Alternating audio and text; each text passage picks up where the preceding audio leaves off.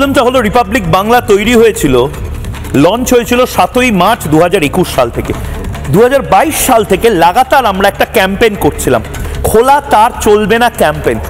এই খোলা তার চলবে না ক্যাম্পেইনটা করার জন্য আমাদেরকে বহু সময় মমতা বন্দ্যোপাধ্যায় বা তৃণমূল কংগ্রেসের বহু রক্তচক্ষু উপেক্ষা করে এই ক্যাম্পেইনটা চালিয়ে যেতে হয়েছে।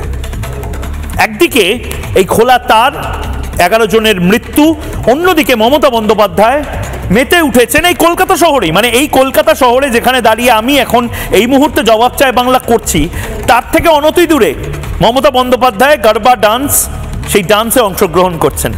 আবার সেই শহরেই 11 জন জাস্ট বেঘরে মারা গেল। তাদের পুজো বোধহয় ছিল না, তারা বোধহয় প্যালেস্তাইনের সব, তাদের বোধহয় পুজোর জামা কেনার তাগিদ ছিল না, তাদের বোধহয় বাচ্চাকে নিয়ে ঠাকুর দেখতে যাওয়ার কোনো প্ল্যান প্রোগ্রাম কিছু ছিল না। 11 জন জাস্ট এমনি এমনি প্রাতিষ্ঠানিক অপদার্থতার জন্য মারা গেল। আমরা 22 ঘন্টার মধ্যে সমস্তটা ভুলে গেলাম।